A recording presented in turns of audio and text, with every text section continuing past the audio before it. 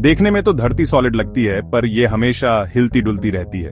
धरती की सतह के नीचे बहुत कुछ चल रहा है। सोचो, धरती की ऊपर वाली लेयर एक बड़े जिगसॉ पजल जैसी है। ये पजल के टुकड़े एक दूसरे से जुड़े हुए हैं। इन पजल के पीसेस को टेक्टोनिक प्लेट्स कहते हैं। ये प्लेट्स बहुत बड़े होते हैं और पूरी धरती को कवर करते हैं।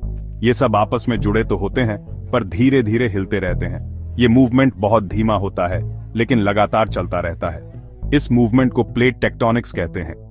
ये प्रक्रिया धरती के अंदर की गर्मी से संचालित होती है। ये प्लेट्स धरती के अंदर गर्म पिघले हुए रॉक पर तैरती हैं। ये मोल्टन रॉक बहुत ही गर्म होता है और लगातार हिलता रहता है। इस गर्मी से करंट्स बनते हैं जो प्लेट्स को पुश और पुल करते हैं। ये करंट्स बहुत शक्तिशाली होते हैं। ये प्लेट्स बहुत धीरे धीरे हिलती हैं, हर साल बस कुछ सेंटीमीटर्स। ये मूवमेंट इतना धीमा होता है कि हम इसे महसूस नहीं कर सकते। ये लगभग उतनी ही स्पीड है जितनी आपके नाखून बढ़ते हैं। सोचिए, इतनी धीमी गति में भी ये प्लेट्स कितनी दूर तक जा सकती है। भले ही ये स्लो है, पर लाखों सालों में इसी मूवमेंट ने हमारे कॉन्टिनेंट्स, ओशंस और माउंटेन्स को बनाया है। ये प्रक्रिया बहुत ही महत्वपूर्ण है। प्लेट टेक्टोनिक्स की वजह से अर्थक्वेक्स और वोल्केनोज भी आते हैं, जो धरती की सतह को बदल देते हैं, जो हमें याद दिलाते हैं कि हमारी धरती हमेशा बदल रही है। ये बदलाव हमें धरती की गतिशीलता का एहसास कराते हैं। लगभग 300 मिलियन साल पहले सारे कॉन्टिनेंट्स एक साथ जुड़कर एक जायंट जमीन का टुकड़ा बनाते थे। साइंटिस्ट इसे सुपर कॉन्टिनेंट पैंगिया कहते हैं। पैंगिया के चारों तरफ एक बहुत बड़ा ओशन था, जिसे पैंथालासा कहते थे। लाखों सालों में टेक्टोनिक प्लेट्स के हिलने की वजह से पैंगिया टूटने लगा। ये टूटना एक स्लो मोशन डांस जैसा था, जिसमें कॉन्टिनेंट्स धीरे धीरे अलग होते गए और टकराते गए। इस कॉन्टिनेंटल ड्रिफ्ट के प्रोसेस से आज हम जो कॉन्टिनेंट्स और ओशंस देखते हैं वो बने। जैसे अटलांटिक ओशन तब बना जब नॉर्थ और साउथ अमेरिका वेस्टवर्ड मूव हुए, यूरोप और अफ्रीका से दूर। इंडिया का सफर प्लेट टेक्टोनिक्स का एक कमाल का एग्जाम्पल है। लाखों साल पहले इंडिया एक आइलैंड कॉन्टिनेंट था जो एशिया के बहुत साउथ में था। धरती के अंदर की फोर्सेस से इंडियन प्लेट नॉर्थ की तरफ खिसकने लगा। यह मूवमेंट लाखों सालों तक चलता रहा। लगभग 50 मिलियन साल पहले इंडियन प्लेट यूरेशियन प्लेट से टकराया। ये टक्कर बहुत जबरदस्त थी, जिसने एशिया का जियोग्राफी बदल दिया। इस टक्कर के जोर से जमीन ऊपर उठ गई और हिमालयन माउंटेन रेंज बन गया। हिमालयास आज भी ऊपर उठ रहे हैं, क्योंकि इंडियन प्लेट अभी भी यूरेशियन प्लेट के अगेंस्ट पुश कर रहा है। अफ्रीका एक और कॉन्टिनेंट है जहां प्लेट टेक्टोनिक्स की वजह से बड़े चेंजेस हो रहे हैं। यहाँ की जमीन लगातार बदल रही है, और ये बदलाव हमारे लिए कई रहस्यों को उजागर कर सकते हैं। East African rift system valleys और वॉल्केनोज की एक सीरीज है जो हजारों किलोमीटर्स तक फैली है।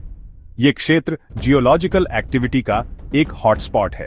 ये रिफ्ट इस बात का साइन है कि अफ्रीका धीरे धीरे अलग हो रहा है। ये प्रक्रिया बहुत धीमी है, लेकिन इसके परिणाम बहुत बड़े हो सकते हैं। अफ्रीकन प्लेट दो अलग डायरेक्शंस में पुल हो रहा है। ये मूवमेंट बहुत ही सब्टल है, लेकिन इसके प्रभाव बहुत गहरे हो सकते हैं। लाखों सालों में इससे अफ्रीका के बीच में एक नया ओशन बेसिन बन सकता है, लेकिन फ्यूचर पता नहीं।